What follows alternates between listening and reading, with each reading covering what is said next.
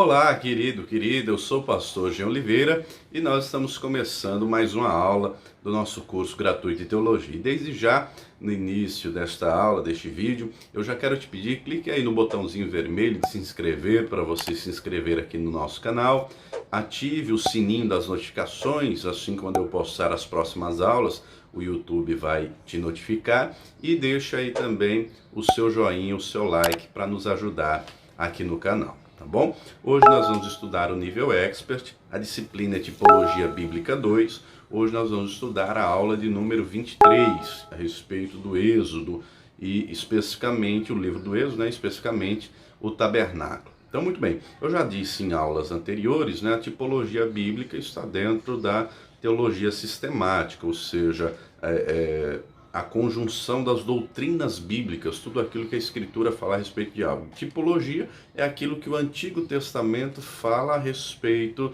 de Jesus, né? A Escritura, amados, ela é completa, ela não é falha, ela é inerrante, ela é completa. O Novo Testamento explica o Antigo, e o Antigo tem figuras do Novo.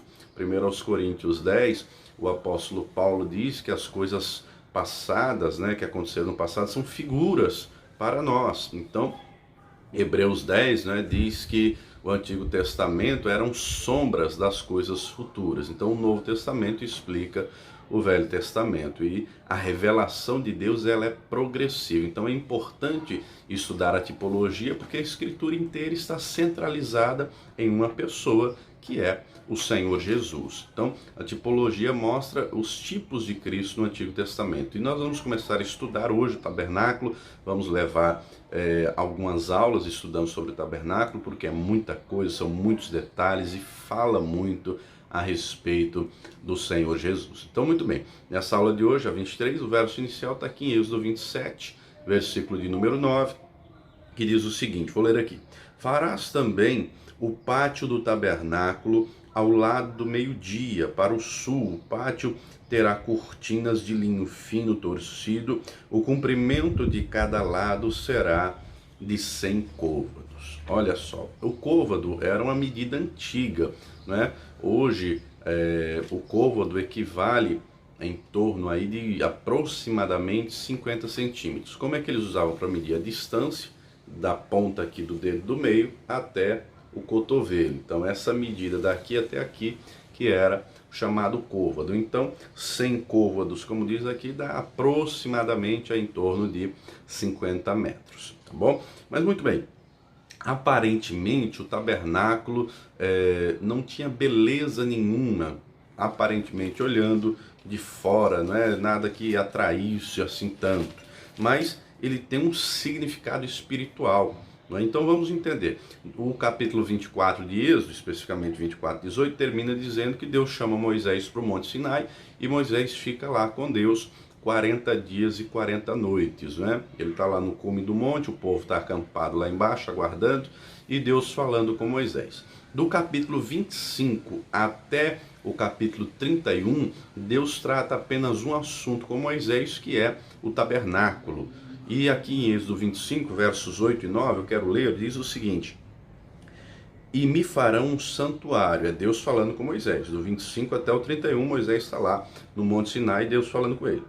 Êxodo 25, 8. E me farão um santuário e habitarei no meio deles, conforme tudo que eu te mostrar, para modelo do tabernáculo e para modelo de todos os seus móveis, assim mesmo o fareis. Olha só, Deus queria estar no meio do povo, Deus queria estar junto com o povo, desde o início. Quando Deus tira o povo do Egito, lembrando que aqui eles tinham saído, né, do Egito, estavam em peregrinação rumo à terra prometida, a terra de Canaã, e Deus já havia declarado desde que eles saíram, lá no capítulo 19, versículos 5 e 6, Deus deixa claro que queria que todos eles fossem uma nação santa e um reino sacerdotal. Deus queria estar junto com o povo no meio deles. Lembrando que lá no capítulo 20, não é, aqui de Êxodo, se você, aliás, final do capítulo 19, Deus manda trazer o povo para perto do Monte Sinai. Só que na hora que a glória de Deus vem sobre o monte, o povo fica com medo e corre, foge. Deus usou Moisés para dizer, olha, Deus quer falar com vocês, Deus quer que vocês vejam a glória dele, se aproxime. Quando o povo vê a glória de Deus, fica com medo, né? Porque o aspecto era de relâmpago e trovão e tal, só que era Deus. Aí o povo ficou com medo e correu. Depois você confere lá o final do capítulo 19. Muito bem.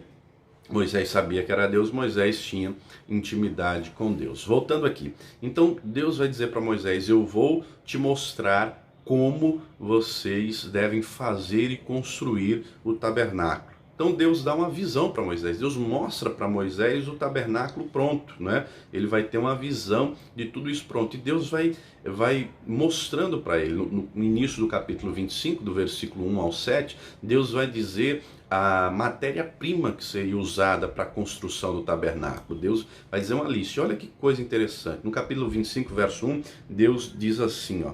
Então falou o Senhor a Moisés dizendo, verso 2, fala aos filhos de Israel que me tragam uma oferta alçada. De todo homem cujo coração se mover voluntariamente, dele tomareis a minha oferta alçada. O que é uma oferta alçada? É uma oferta elevada. A palavra a alçada vem de alça, né? de alçar, de levantar. É uma oferta pesada, né? Você já levantou, por exemplo, uma mala, algum peso, você teve que fazer força assim para levantar. É nesse sentido, quer dizer, uma oferta de peso, uma oferta consistente, não era qualquer coisa. E aí Deus vai dar uma lista, do versículo 3 em diante, Deus começa, e essa é a oferta alçada que tomareis dele: ouro, prata, cobre, pano azul, púrpura, carmesim, linho fino, pelos de cabras, peles de carneiros, tintas de vermelho, peles de texugo, de madeira de cetim, e azeite para a luz, especiarias para o óleo da unção, especiarias para o incenso, pedras sardônicas, pedras de engaste para o éfode e para o peitoral. Olha só, uma lista de material muito grande. Se Deus está dando essa lista, é óbvio que o povo tinha, embora o povo estivesse no deserto, eles tinham todos esses materiais. Lembrando que quando eles saem do Egito, eles não saem do Egito pobres. Deus move o coração dos egípcios para que dessem ao povo de Israel tudo o que eles precisassem. O texto vai dizer, depois você confere lá o capítulo 13, os israelitas despojaram o Egito, ou seja, levaram a riqueza do Egito, ouro, prata, levaram tudo. Só que olha que coisa interessante. No início do capítulo 25, Deus diz, todo aquele cujo coração se mover voluntariamente. Deus não obriga ninguém a nada, queridos. Deus quer que estejamos com Ele, não é que amemos a presença dEle. Deus quer que queiramos agradá-lo. Deus espera isso de nós. Então ele deixa bem claro, Moisés, não é para tomar força de ninguém, é cada um cujo coração se mover voluntariamente. E aí Deus traz a lista de material.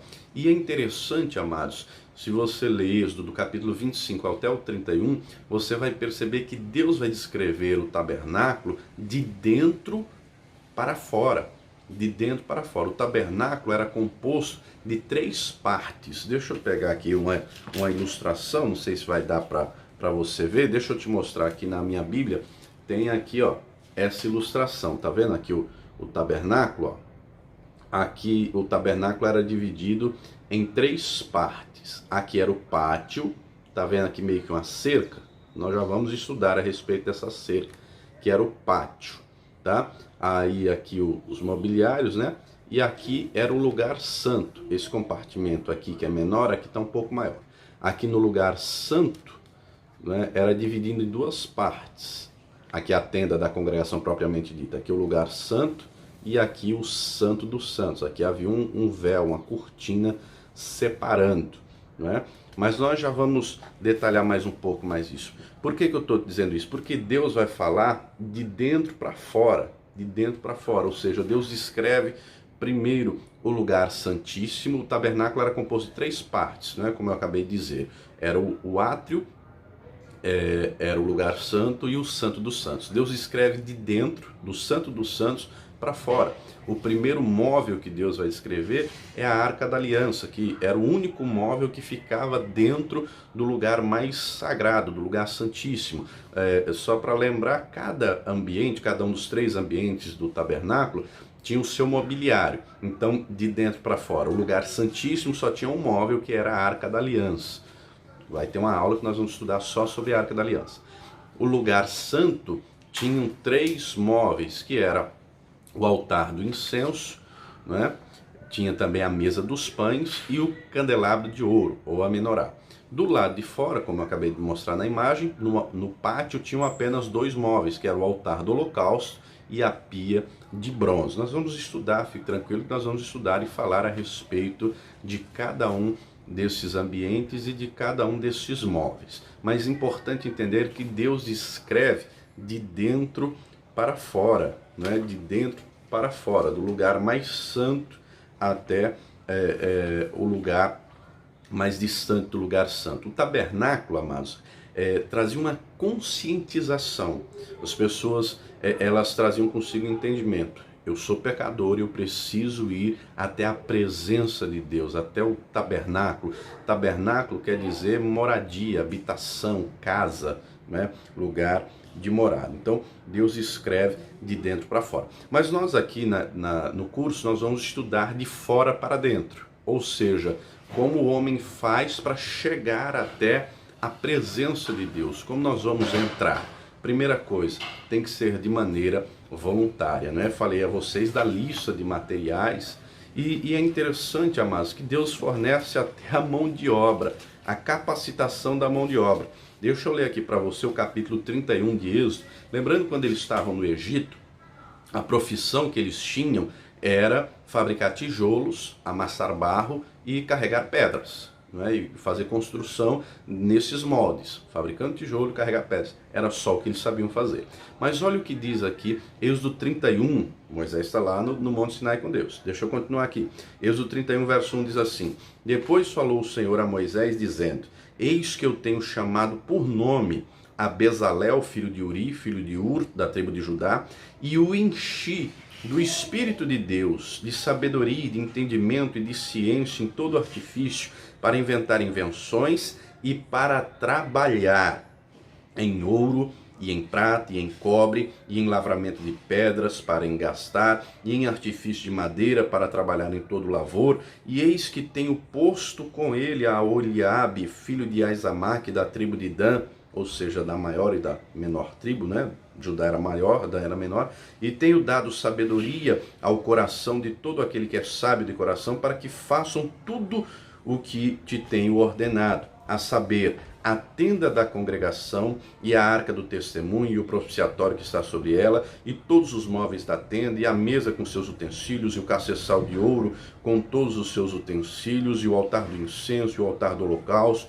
com todos os seus utensílios e a pia com a sua base e as vestes do ministério e as vestes santas de Arão, o sacerdote, e as vestes de seus filhos para administrar o sacerdócio e o azeite da unção e o incenso aromático para o santuário farão conforme tudo que te tenho mandado. Olha só, Deus, além de dizer a lista de materiais, ele ainda fornece a capacitação da mão de obra. Eles não tinham essa sabedoria de como trabalhar em ouro, como trabalhar com especiarias, incenso, madeira. Eles não tinham essa capacitação, mas o Espírito Santo capacitou, querido, querida, para fazer a obra de Deus. E olha aqui para mim, o tabernáculo representa a presença de Deus. Nós temos que nos envolver com o tabernáculo. Lembrando que essa é uma figura, né? O tabernáculo, biblicamente, depois do tabernáculo vai para o templo, né? Depois do templo, na perspectiva do Novo Testamento, nós somos o tabernáculo, a verdadeira casa onde Deus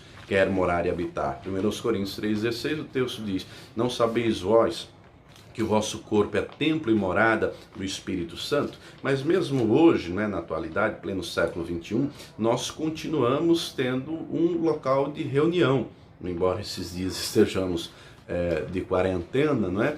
Mas nós temos, via de regra, a maioria pelo menos tem um templo onde se reúne, onde congrega, onde busca ao Senhor, aquele local específico, separado e consagrado para buscar a Deus, especificamente para isso. Nós temos que nos envolver com Deus. E para fazer a obra de Deus, lembrando, muita gente pensa que fazer a obra é só colocar uma farda, né? Não, não é só colocar uma farda, não, é se envolver com Deus, porque o tabernáculo tipifica em tudo Jesus. Depois você leia aí João capítulo 6, versículo 28 e 29, Jesus é perguntado a respeito de como fazer para fazer as obras de Deus. E Jesus deixa claro, a obra de Deus é que creais naquele que ele enviou, no Filho dele, Jesus Cristo. Então, a obra de Deus nós fazemos dentro do templo e fora do templo. E principalmente nesses dias de quarentena, você tem que fazer a obra de Deus aí dentro da sua casa e ser uma testemunha viva, não é? Ser um tabernáculo vivo, ou seja, demonstrar que a glória de Deus está sobre a tua vida. Quando o tabernáculo é concluído, queridos, deixa eu ler aqui para você. Eu sei que nós estamos no início do tabernáculo, mas deixa eu já ler aqui para você Êxodo 40, quando eles concluem o tabernáculo. Êxodo 40, verso 34, diz assim: então a nuvem cobriu a tenda da congregação e a glória do Senhor encheu o tabernáculo, de maneira que Moisés não podia entrar na tenda da congregação, porquanto a nuvem ficava sobre ela e a glória do Senhor encheu o tabernáculo. Querido, querida, nós temos que ser esse tabernáculo vivo, em que a glória do Senhor enche a nossa vida e se manifeste e todos veem. Se você continuar aqui na continuação dos versículos, o texto vai deixar claro que os filhos de Israel viam a glória de Deus. Deus quer que a glória dele te encha de uma tal maneira que os teus amigos, os teus parentes, familiares vejam a glória dele sobre a tua vida e também queiram essa glória, também queiram se tornar tabernáculos vivos da glória e do poder do Todo-Poderoso. Então se encha da glória do Senhor, busque a Ele de todo o coração, se dedique, né? Está escrito lá, Jeremias 29, 13, né? Buscar-me-eis e me achareis quando me buscardes de todo o vosso coração. Então, muito bem, para fazer a obra de Deus, tem que ter a capacitação do Espírito Santo. Note que no capítulo 31, Deus escolheu por nome. Deus escolheu por nome. Olha só, deixa eu ler de novo. Êxodo 31, 2. Eis que tenho chamado por nome.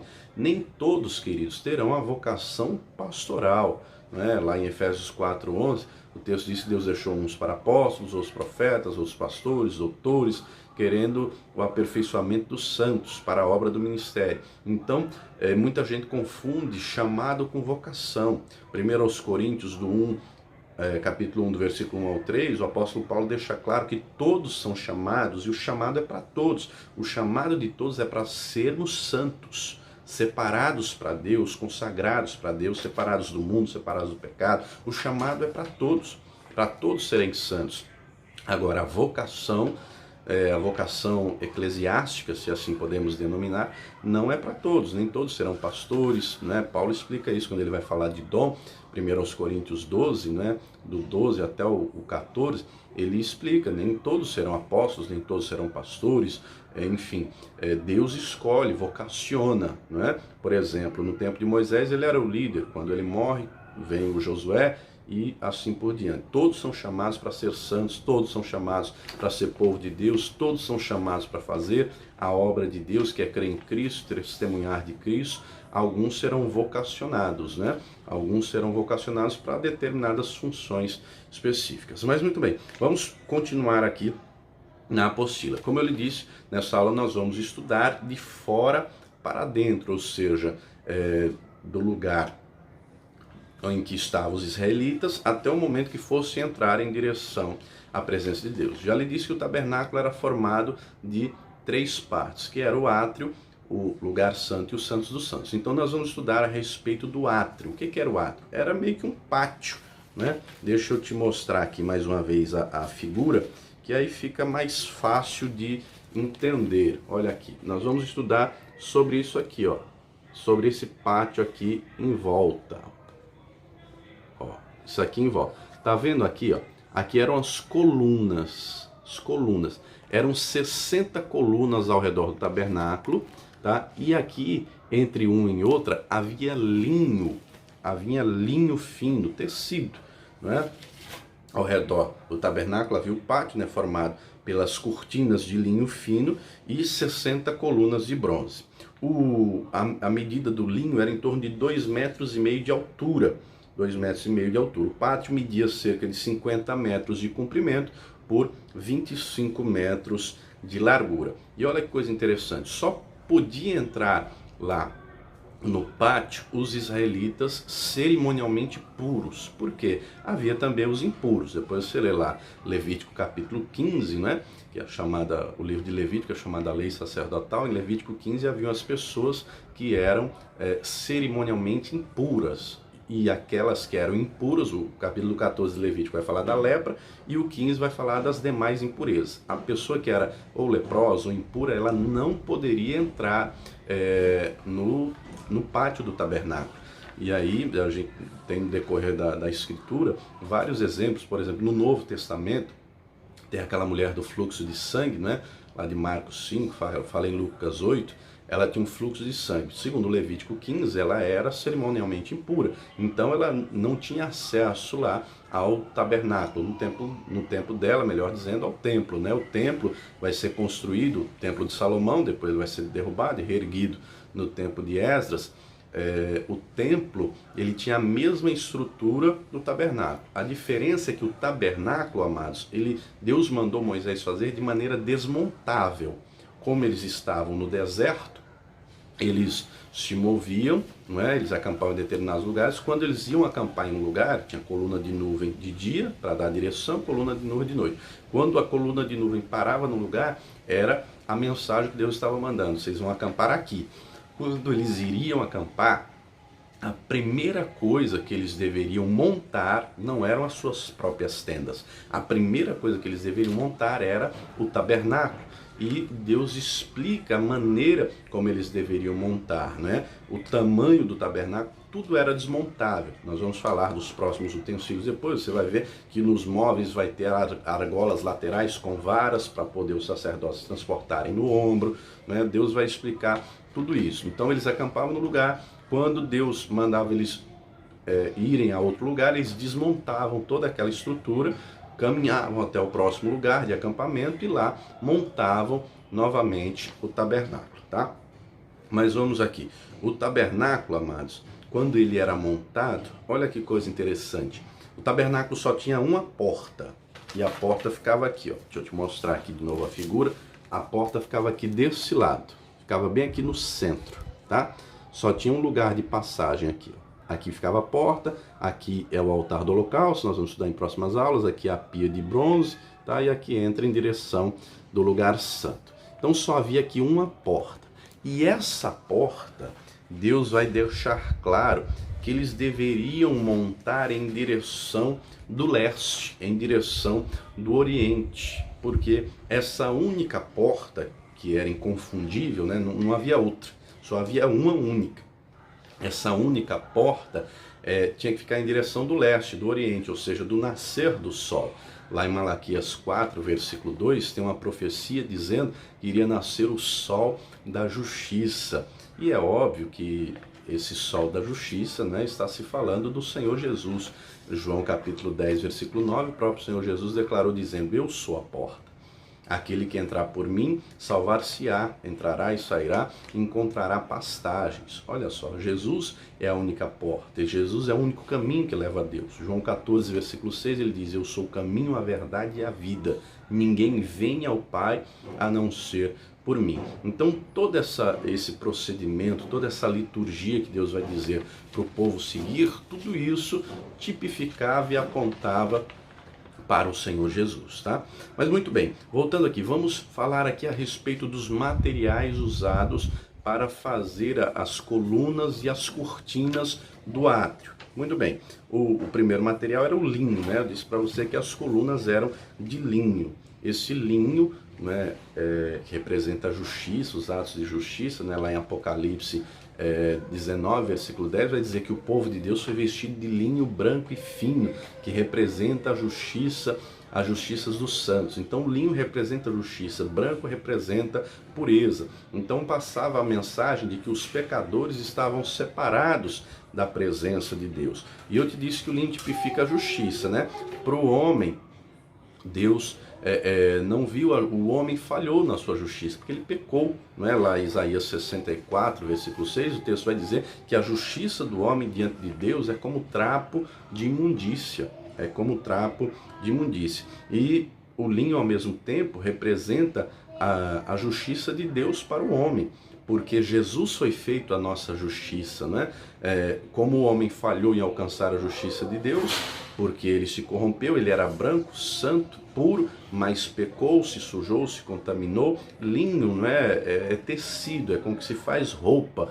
Apocalipse 22:14, o texto vai dizer: bem-aventurado aquele que lava as suas vestes no sangue do Cordeiro, para que tenha o direito a entrar na cidade santa e comer do fruto da árvore da vida. Veste suja representa pecado, tanto é que lá em Zacarias capítulo 3, o profeta tem uma visão do sumo sacerdote Josué, que está diante de Deus, Satanás a mão direita acusando, e está acusando Josué, de estar com vestes sujas. E aí Deus diz: eu tiro as tuas vestes sujas e te dou vestes limpas. O sábio Salomão, em Eclesiastes 9:8, diz: em todo tempo sejam alvas as suas vestes e nunca te falte o óleo sobre a tua cabeça. Então, veste branca, veste limpa, representa santidade. O homem falhou, não é? Então Deus envia a justiça dele a nosso favor, o Senhor Jesus. Ele foi feito justiça de Deus.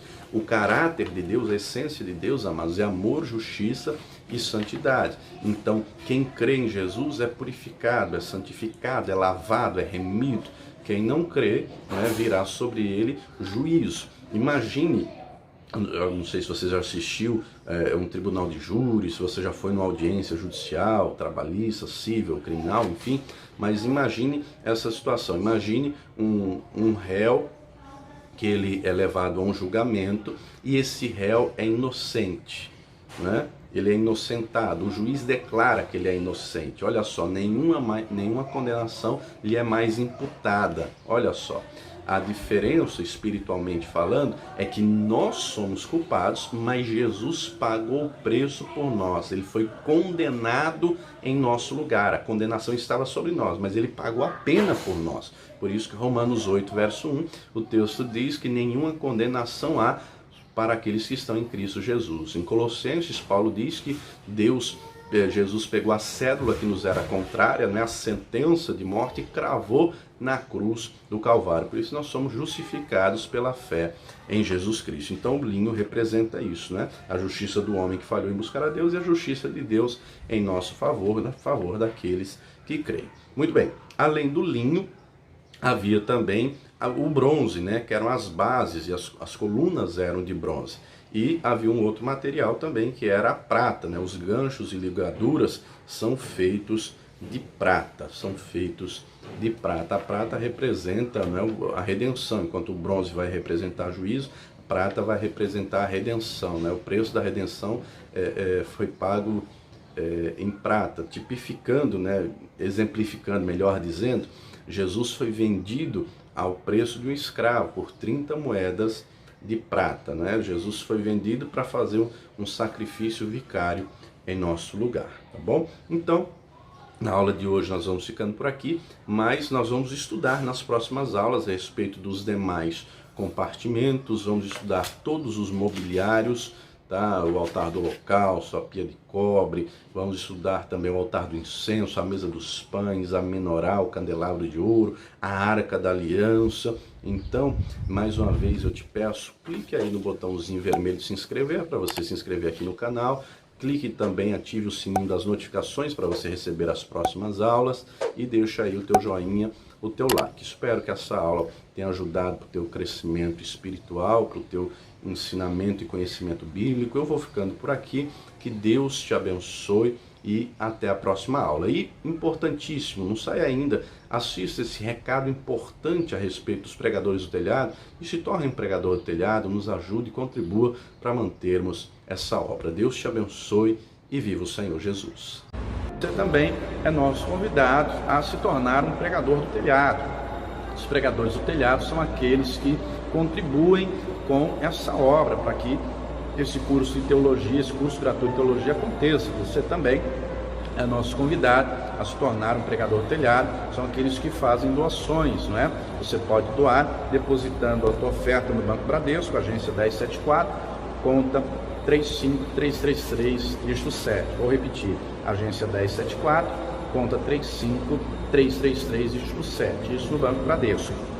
Você também pode contribuir através do Banco Itaú. No Banco Itaú, agência 0355, A conta é 07777, dígito 7. Vou repetir. Banco Itaú, agência 0355, conta corrente 07777, dígito 7. Se você precisar, o CNPJ da Paz e Vida é, anote aí, 52844-412, 1000 ao contrário, 01. Vou repetir, o CNPJ da Comunidade Cristã Paz e Vida,